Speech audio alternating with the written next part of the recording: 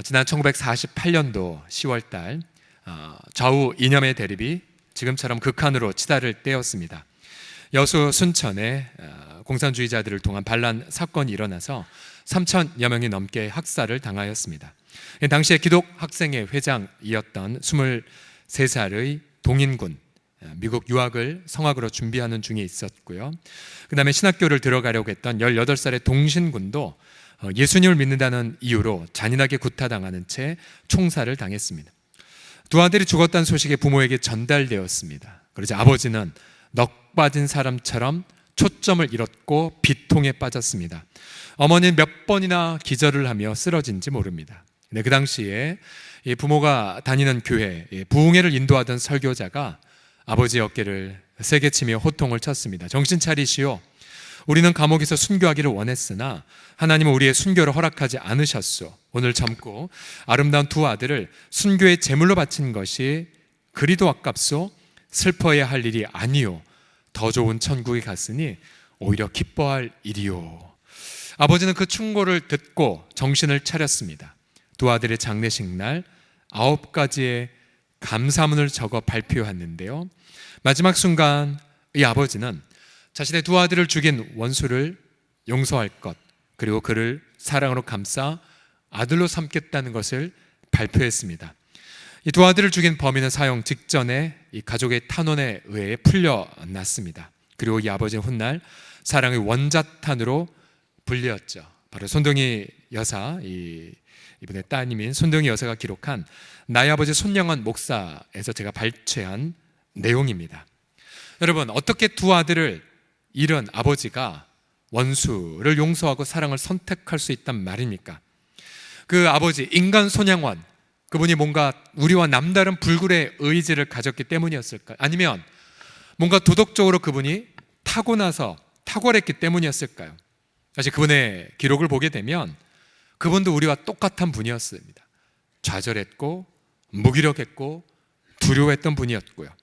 또 그분의 옥중서신을 보게 되면 고생하는 자기의 아내 보고 수고한다, 사랑한다, 이런 말도 찾아보실 수가 없는 지극히 평범한 그런 무뚝뚝한 가장이었었죠.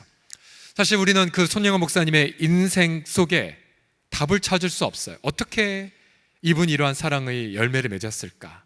그러나 우리는 오늘 본문 14절에서 그분의 해답을 찾을 수가 있어요. 5장 14절 다 같이 읽겠습니다. 시작. 그리스도의 사랑이 우리를 강권하시는도다. 바로 인간 손양원의 사랑이 아니라 바로 그분 안에 인격 안에 내주하시는 그리스도로 인하여 그분이 그러한 삶을 사셨던 것입니다. 여기서 그리스도의 사랑, 이 강권했다, 이 강권이란 이 표현이 무엇이냐면 꽉 붙잡고 나아가다라는 것이죠. 바로 연약한 한 인간이 그리스도의 사랑에 붙들릴 때에 마치 어떤 범선이 순풍을 맞아 힘차게 대항을 항해하는 것처럼 그의 인생도 사랑의 족적을 남길 수가 있습니다. 이 전도라는 것의 정의가 18절에 보면 나와 있죠. 그가 그리스도로 말미암아 우리를 자기와 화목하게 하시고 또 우리에게 화목하게 하는 직분을 주셨다라고 말했죠. 바로 화목하게 하는 것, 죄와 허물로 하나님과 원수 관계에 있는 사람들에게 그리스도를 증거하여 바로 하나님과 화목한 관계로 만드는 섬김, 이것이 바로 전도의 정의입니다. 또한 저와 여러분 모두는 다 화목하게 하는 직분을 받았다라고 말하고 있습니다. 화목하게 하는 직분. 여러분, 서롱성교회에서 가장 중요한, 가장 본질적인 직분은 다른 것이 아니에요. 바로 화목하게 하는 직분입니다. 저와 여러분 모두가 다 화목하게 하는 직분을 다 받았어요. 그 외 나머지 직분들은 화목하게 하는 직분을 이루기 위한 도구에 불과합니다. 바울이 이 5장 앞부분에서 자신은 그리스도의 사랑에 붙들렸다라고 말하고 있고, 마지막 부분에 가서는 이 화목하게 하는 직분을 이룰 것이다라고 말하고 있어요. 결국 정리하면 사랑에 붙들릴 때 우리는 전도자로 세워지게 됩니다. 한번 다 같이 따라 하시겠습니다. 다 줄여서 사랑하면 전도합니다 라고 시작. 사랑하면 전도합니다. 그러면 우리가 좀 더 우리의 내면을 살펴보면서 어떻게 그리스도의 사랑이 이처럼 사랑의 전도자로 만들어가는지를 함께 보기를 원합니다. 어떻게 그리스도의 사랑이 우리를 사랑의 전도자로 만드는가. 첫 번째로 보면 가장 먼저 처리하는 것이 뭐냐면 이것입니다. 자기 중심성으로부터의 죽음입니다. 자기 중심성. 따라 하시겠으면 자기 중심성 시작. 자기 중심성으로부터의 죽음. 자기 중심성이란 무엇이냐면 나만을 사랑하고 나만을 높이는 죄의 본질을 뜻합니다. 나만을 사랑하기에 하나님을 사랑하지 않고 이웃도 안중에 덮죠.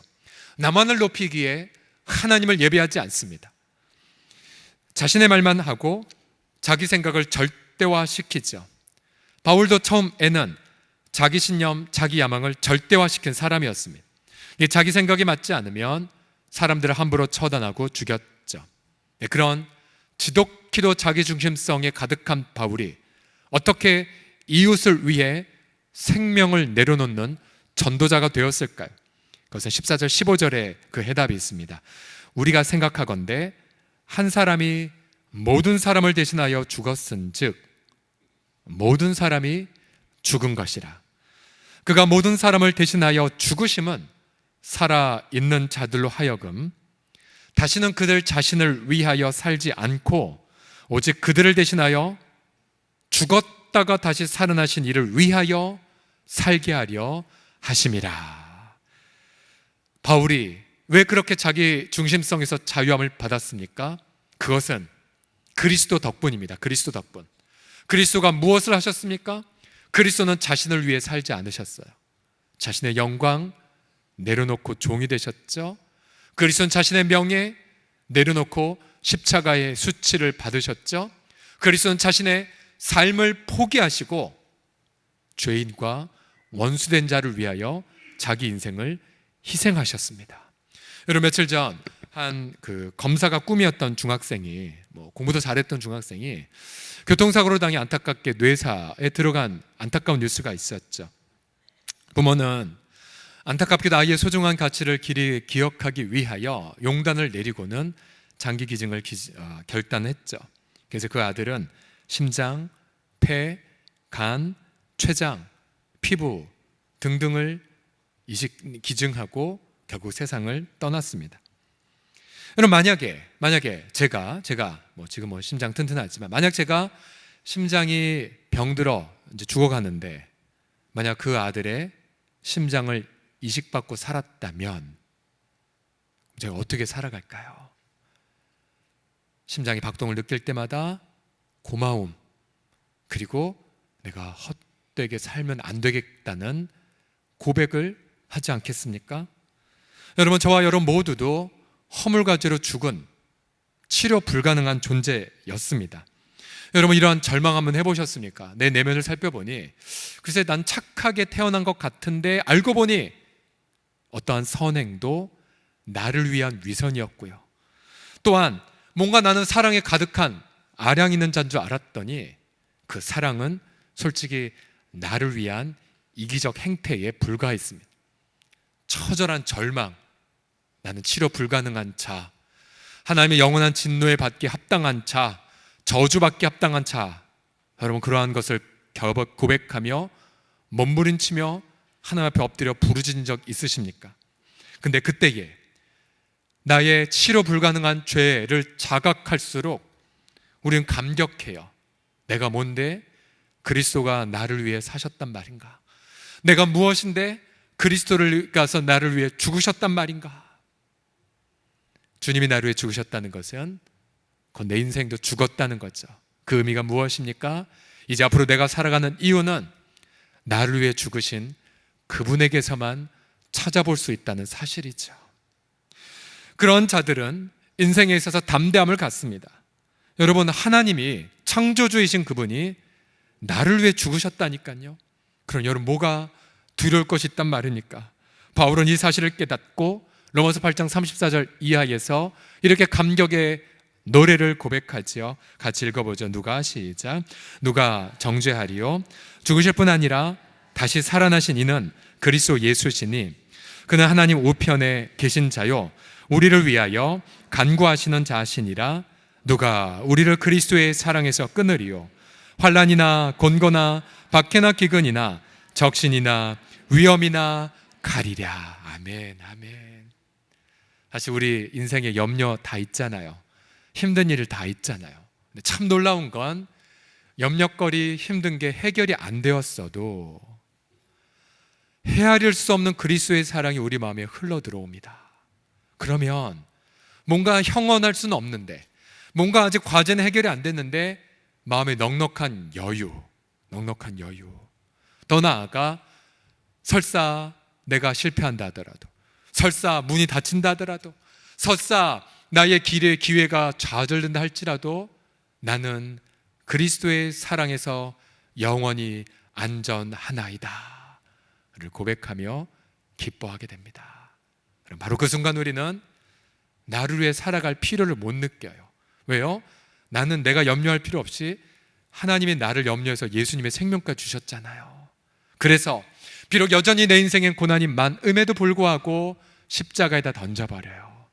그리고 마음속에 생각나는 한 영혼에게 찾아가 그를 위하여 나도 나의 생명을 나누는 발걸음을 내딛게 됩니다. 바울이 자기 중심성으로부터의 죽음을 경험했을 때에 13절과 14절에 보면 누구를 위해 살았는지를 한번 보십시오. 13절 보시면 우리가 만일 미쳤어도 누구를 위한 것이라고요? 하나님을 위한 것. 자기를 위한 게 아니래요. 또 정신이 온전하여도 누구를 위한 것이요? 너희를 위한 것. 왜요?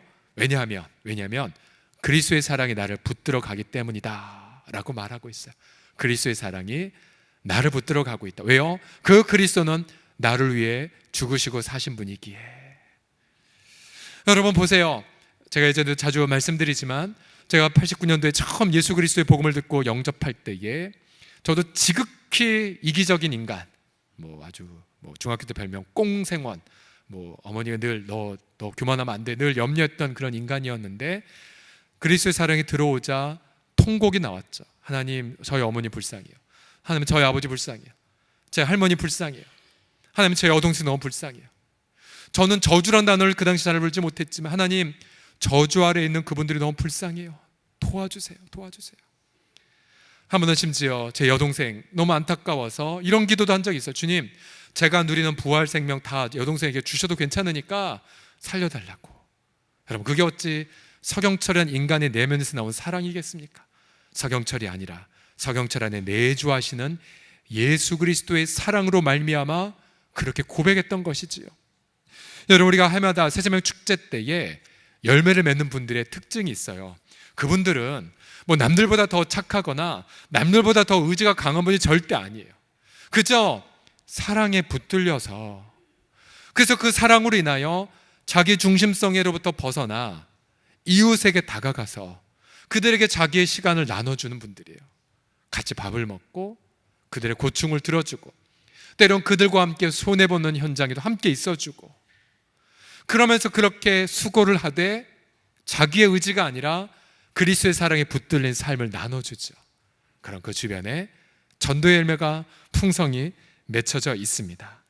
여러분, 정말 그리스도의 사랑을 믿고 내가 내 인생을 위해 살 필요 없이 나를 위해 죽으시고 다시 사신 주님을 위해 살아가는 것을 감격했다면 이미 전도자의 마음 준비를 다 마치신 것입니다. 우리 옆 사람 보시면서 이렇게 고백합시다. 그리스도의 사랑으로 당신은 이미 전도자이십니다 라고요. 시작. 그리스도의 사랑으로 당신은 이미 전도자이십니다. 전 이번 가을 그리스도의 사랑에 붙들려서 그 전도의 열매를 맺는 우리 모든 성도들 되시기를 예수님의 이름으로 축복합니다. 자, 두 번째로 어떻게 그리스도의 사랑이 우리를 사랑의 전도자로 만들어 가냐면, 첫 번째로는 자기 중심성으로부터의 죽음이고요. 두 번째로는 기쁜 소식에 대한 책임감 때문에 그래요. 책임감. 내 양심이 기쁜 소식을 누리자 견딜 수 없는 마음을 고백하게 됩니다. 먼저 구약의 한 사례를 들려드리지요. 구약 성경의 북이스라엘의 수도였던 사마리아 도시, 아람 군대, 지금으로 말하면 시리아 지방에 있는 아람 군대에 의해 오랫동안 포위를 당했습니다. 식량이 다 떨어졌어요. 성 안은 아비규환이 됐습니다. 심지어 어린 아기를 죽여 먹는, 말로 다 할 수 없는 일들이 일어났습니다. 이 성의 바깥에는 나병 환자들이 살고 있었는데요. 그러나 식량이 떨어지자 그들 마지막 희망, 야 이러고 죽자니 우리 마지막 적진 한번 투항해 보자. 그럼 포로면 먹이라도 하지 않겠냐. 마지막 포기, 마지막 희망을 품고 적진에 갔는데 이게 웬일입니까? 적의 군대가 그림자도 보이지 않았습니다. 급하게 도망간 것처럼 사방에 음식물과 보물이, 전리품들이 다 널려 있었어요. 알고 보니 하나님이 이 백성 불쌍히 여기셔서 그 군대를 다 내쫓아 버리셨던 것이었습니다. 그들은 정신없이 들어가 제일 먼저 뭘 했을까요? 음식을 먹었겠죠. 마시고 먹고 배부르고 행복해하고, 또 이제 눈에 보이니 보물들이 보여 가져가서 숨기고 또 숨기고, 정신없이 그렇게 기쁨을 만끽한 어느 순간 그들의 양심이 이렇게 외칩니다. 열왕기하 7장 9절에 보시면 나병 환자들이 그 친구에게 서로 말하되 우리가 이렇게 해서는 아니 되겠도다. 오늘은 아름다운 소식이 있는 날이거늘 우리가 침묵하고 있도다. 만일 밝은 아침까지 기다리면 벌이 우리에게 미칠지니 이제 떠나 왕궁에 가서 알리자라고 고백합니다. 그들은 기쁜 소식에 대한 거룩한 책임감과 부담감을 느꼈어요. 그래서 누가 제발 전도하라고 말할 필요도 없이 그들의 양심의 외침에 응답하며 기쁨으로 달려갔습니다. 여러분, 저와 여러분 모두가 다 하나님의 긍휼로 죄로부터 자유함을 받았습니다. 그리고 하나님의 아들, 딸들로 입양이 되었죠. 성령님이 우리와 함께 하셔서 우린 기도할 때마다 응답을 경험합니다. 그리고 우리는 지옥의 형벌에서 벗어났죠. 성령의 위로와 성령의 기쁨을 날마다 누리며 만끽하고 있어요. 여러분, 우리가 마음속에 고민이 많을 때마다 우리 내면 안에 계신 주님의 위로가 우리와 함께하고요. 하나님 저 발 미끄러져요, 저 좌절해요 할 때마다 주님의 그 인자하심이 우리의 발을 붙잡아 주십니다. 이렇게 기쁨을, 이렇게 좋은 것을 혼자만 누려야 되시겠습니까? 하나님은 19절 말씀을 통해 우리가 누린 모든 은혜가 우리만을 위한 것이 아님을 이렇게 말씀하셨어요. 19절 다 같이 읽겠습니다. 시작. 곧 하나님께서 그리스도 안에 계시사 세상을 자기와 화목하게 하시며 그들의 죄를 그들에게 돌리지 아니하시고 화목하게 하시는 말씀을 우리에게 부탁하셨느니라. 아멘. 보세요, 우리가 하나님과 화목을 누리고 있는데 우리만을 위한 게 아니래요.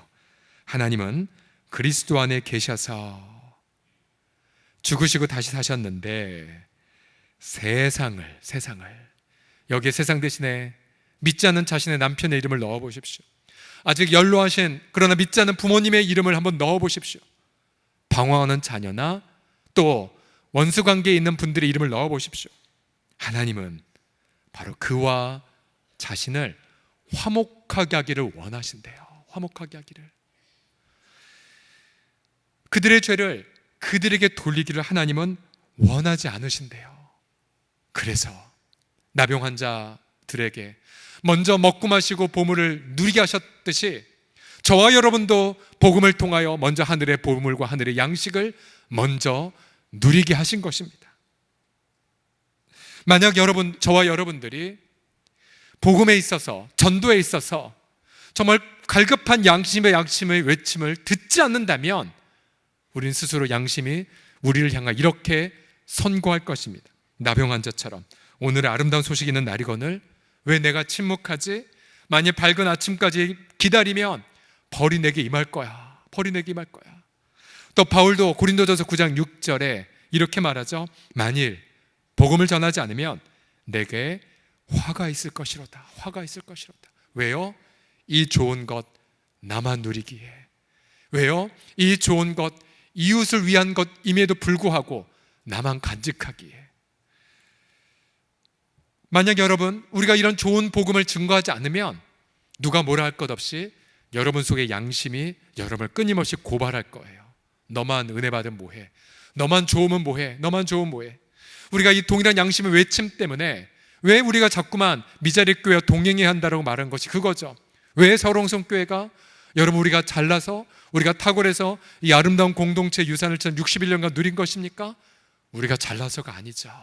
그리스도의 사랑에 붙들린 열매인 것이고, 이 좋은 은혜는 우리만을 위한 것이 아니라 지역에 있는 미자립 교회들을 위한 것임을 알기 때문에 우리는 당연히 바자를 통해 나중에 수익금의 일부를 미자립 교회와 함께 나누는 것이고요, 어떻게든 우리가 소외된 이웃과 함께 가려고 몸부림치는 것, 그것은 누가 가르친 것이 아니라 우리 양심의 외침에 대한 응답인 것입니다.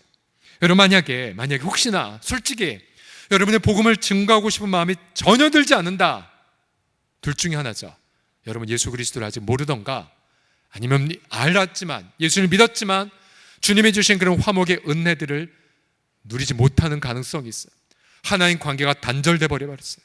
그래서 주님이 주신 성령의 위로도 누리지 못하고, 하나님 주신 말씀의 깨달음도 경험하지 못하고, 내 일터, 내 직업, 내 시간표 오로지 내 거로만 생각한 이후에 믿지 않는 사람처럼 살아가면 전도의 마음을 품지 못해요. 오히려 우리는 가을 새세명 축제를 준비할 때마다 우리의 또 다른 영적인 각성을 경험합니다. 저는 알아요. 새세명 축제 당일 일부 때부터 하나님의 남다르게 부어주는 걸 제가 굉장히 많이 경험해요. 어떤 영혼이 맑아지는 느낌, 그리고 뭔가 복음이 더 선명하게 드러난 느낌, 그리고 하나님의 영광, 하나님이 너무나도 하루 온전히 기뻐하시는 그 느낌. 그래서 제가 자주 여러분에게 새세명 축제를 매주마다 했으면 좋겠다라고. 왜냐하면 하나님이 너무나도 기뻐하시기 때문에. 반대로 그래서 우리가 만약 영적으로 잠자고 있다면 여러분 복음을 들고 나가시면 영적 각성을 경험하세요. 그렇게 목말라 삼아는 성령의 충만함 다른 데 없어요. 내가 세상 끝날까지 너희와 항상 함께 있겠다고 약속하셨잖아요. 그러면 여러분 복음 들고 이웃에게 나가 하나님의 사랑을 전해보세요.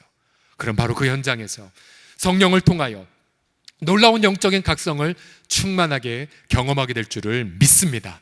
특별히 여러분들이 우리가 죄성을 가지고 있기 때문에 우리가 안 믿는 분들에게 가서 복음을 증거하기보다는 믿는 식구들끼리 끼리끼리 사는 것에 익숙해져 있어요.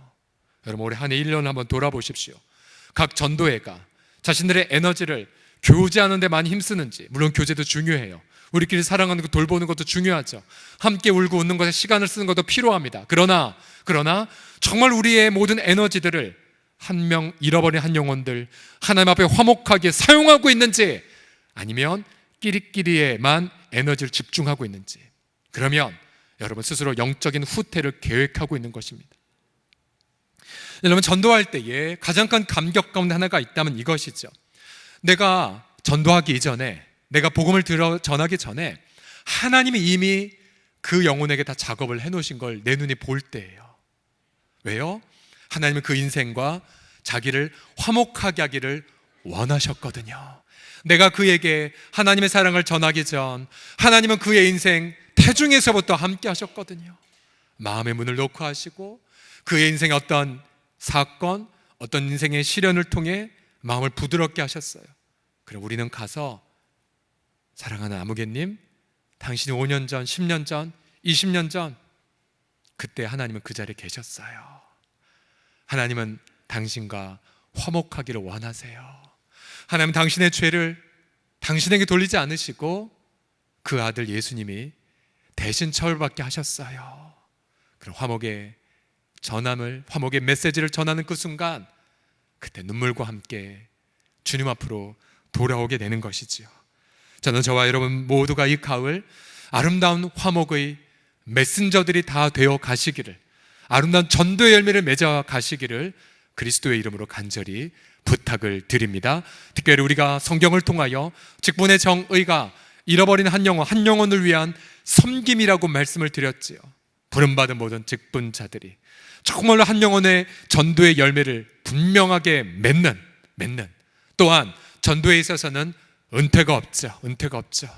나이 드신 분들이 할지라도 지역에는 관내는 어르신들에게 복음을 증거함을 통하여 이 가을 전도 열매를 기쁨으로 맺으시기를 그리스도의 이름으로 축복합니다. 자, 옆 사람 보며 이렇게 한번 좀 세게 자신을 향해서 이렇게 한번 하겠습니다. 자기를 가리켜서 전도하지 않으면 전 인간이 아닙니다 라고요. 자, 자기를 가리켜서요. 시작. 전도하지 않으면 전 인간이 아닙니다. 예. 자기 보게 하셨죠? 네가 인간이야 이렇게 하시면 안 돼요. 제가 인간이 아닙니다 하셔야 돼요. 마지막으로 어떻게 그리스도의 사랑이 우리를 사랑의 전도자로 만들어 갈까요? 그건요, 변화된 모습을 미리 바라보는 비전을 통해서 준비가 돼요. 변화된 모습, 이미 예수님 믿는 모습을 상상하는 비전. 16절을 보시면 바울은 이래요. 그러므로 우리가 이제부터는 어떤 사람도 육신을 따라 알지 아니하노라. 비록 우리가 그리스도도 육신을 따라 알았으나 이제부터는 그같이 알지 아니하겠다라고 고백을 합니다. 사도 바울, 예수님을 육신에 따라 알았죠. 무슨 말이냐면 예수님의 메시아됨을 인정하지 않았죠. 오히려 이단으로 여겼고 그저 랍비 그리고 그를 따른 자들은 다 죽여야 될 사람으로 여겼습니다. 여러분, 오늘날도 많은 분들이 예수님을 육신, 즉 자신의 잣대로만 판단해요. 그래서 예수님 4대 성인 중에 한 분 아니야? 예수님 좋은 분 아니야? 예수님 안타까운 혁명가가 아니야? 등등 자기 생각에 좋은 대로 예수님을 바라봅니다. 그러나 여러분, 그리스도, 그분은 반대로 우리를 어떻게 간주하셨을까요? 여러분, 그리스도가 우리를 위하여 죽으신 그 시점은 우리는 아직 죄인 되었을 때였어요. 로마서 5장에 따르면 우리가 아직 죄인 되었을 그 시점에 그리스도는 우리를 위하여 죽으심으로 하나님의 사랑을 증명하셨죠. 또 로마서 5장 10절엔 우리가 아직 원수 되었을 때에 그리스도께서 우리를 위해 죽으셔서 우리 하나님과 화목한 자로 만드셨다라고 말하고 있어요. 왜요? 그리스도의 마음에는 저와 여러분의 죄됨과 원수됨이 보이신 것이 아니라 변화된 모습만 보였기 때문에 그래요. 가령 예수님이 시몬이라는 자를 부르셨을 때, 제자로 부르셨을 때 예수님은 그를 향해 뭐라고 말씀하셨습니까? 넌 베드로야, 베드로야. 즉 반석이라는 변화된 모습으로 불러주셨지요. 또한 예수님 바울을 부르실 때에도 여전히 예수 믿는 사람을 핍박하는 시점이었지만 그에게 부활의 영광을 보여주시고는 넌 열방에 나를 증거할 그릇이야. 모세를 부르실 때도 모세가 저 말 못해요, 저 입이 둔한 자예요, 보낼 만한 자를 보내세요 라고 말할 때에 하나님은 아니, 내가 너의 입과 함께 할 거야. 내가 너를 통해, 너의 그 손때 묻은 지팡이를 통해 내 백성을 이집트에서 구출해 낼 거란다. 예레미야도 부름받았을 때 주님 저 아이예요 말할 수 없어요, 말 못하는 자예요. 그때 내가 네 입에 내 말을 두었노라. 내가 너를 통해 열방의 선지자를 감당하게 한노라고 말씀하지 않았습니까? 16절을 다 같이 읽어봅시다. 16절 시작. 그런즉 16절 시작. 그런즉 누구든지 그리스도 안에 있으면 새로운 피조물이라 이전 것은 지나갔으니 보라 새 것이 되었도다. 아멘, 아멘. 여러분, 그리스도는 우리를 이렇게 새로운 피조물로 미리 바라보셨습니다. 여러분, 그렇다면 우리가 복음을 증거할 사람을 변화될 모습으로 그려야 되지 않겠습니까? 여러분, 복음 전할 때 왜 낙담해요? 그것은 한두 번 권했는데 자꾸만 거부하잖아요. 핑계대잖아요. 그럼 우리는 속으로 이렇게 생각해요. 안 믿을 양반인가? 불가능한가? 라고 단정을 하죠. 근데 여러분, 오늘 본문에 따라 뭐라고 말해요? 그걸 보지 말고 이걸 상상하라는 거예요. 예를 들어 여러분의 믿지 않는 남편이 있다면 여러분 이렇게 상상해 보세요. 남편의 변화된 모습을 한번 상상해 보세요. 상상.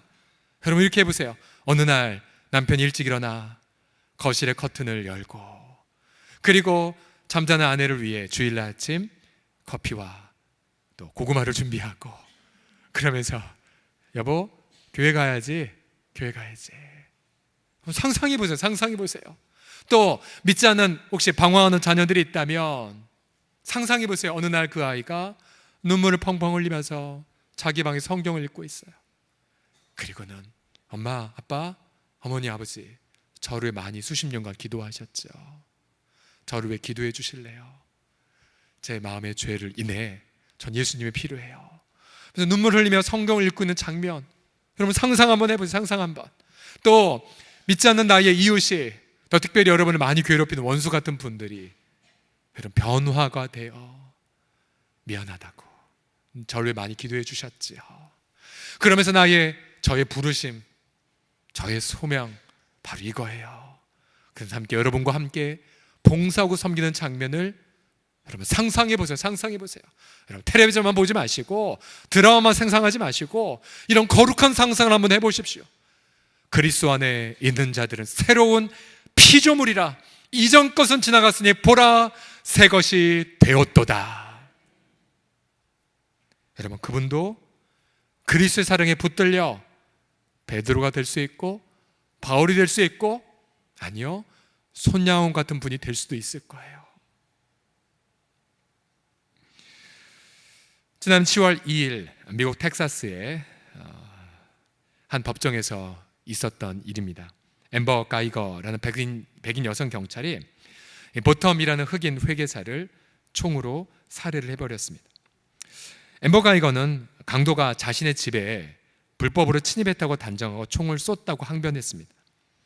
근데 그는 알고 보니 자신이 사는 집은 3층이 아니라, 그 집은 3층이 아니라, 자신이 사는 3층이 아니라 4층이었어요. 그러니까 엘리베이터에 엉뚱한 데 내려서 자기 집인 줄 알았고, 용의자가 왔고 나고 여기에 총을 쐈지만 실제로 그 집은 자기 집이 아니라 다른 층에 사는 평범한 시민이었습니다. 총에 맞아 죽은 사람은 거실 소파에서 TV를 평화롭게 보던 중이었습니다. 이 영사는 살해 혐의로 체포되고 그날 징역 10년형을 언도받았습니다. 근데 이 모든 과정 속의 마지막 순간, 이 재판에서 살해당한 이 보텀의 동생 브렌트가 증인석에 나왔습니다. 뭐라고 말할까요? 자기 형을, 그렇게 선량한 형을 억울하게 죽인 원수를 향해 뭐라고 말했을까요? 근데 이 브렌트가 18살에 불과하지만 아주 신실한 크리스찬이었어요.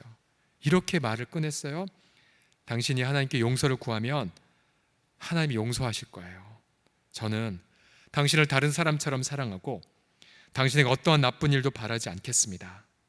당신이 감옥에 가는 것조차 바라지 않겠습니다. 제가 당신에게 가장 베스트한, 가장 좋은 것을 드릴게요. 저희 죽은 형도 원했을 것입니다. 당신의 삶을 그리스도에게 드리세요. 그리스도에게 바치는 건 우리 죽은 형이 가장 원했던 것일 겁니다. 그러면서 이윽고 판사에게, 재판장님, 제가 저분을 포옹해도 될까요? 허락을 받고 다가가 죄인을 껴안았습니다. 이 죄인은 엉엉 울었어요. 그리고 판사도 울었고 방청객이 눈물바다가 되었습니다. 이 판사도 신실한 크리스찬이었어요.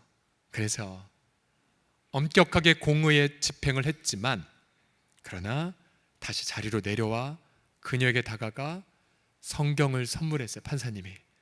그리고 요한복음 3장 16절을 그녀에게 읽어주었습니다. 하나님이 세상을 이처럼 사랑하사 독생자를 주셨으니 이는 저를 믿는 자마다 멸망하지 않고 영생을 얻게 하려 하심이라. 여러분 지금도 자기의 죄와 허물로 인해 두려움과 죄책감에 감옥에 갇혀 사는 분들이 얼마나 많습니까? 과연 나 같은 자를 하나님이 화목하게 하실까? 나 같은 자에게 소망이 있을까? 내 인생 실패한 것 아닌가? 내 인생 너무 고통만 있는 것 아닌가?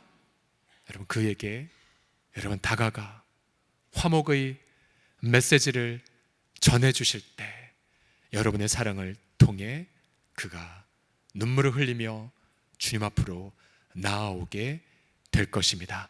여러분 이 가을 사랑하면 전도합니다. 사랑에 붙들린 전도자들이 다 되시기를 그리스도의 이름으로 축복합니다. 기도합시다.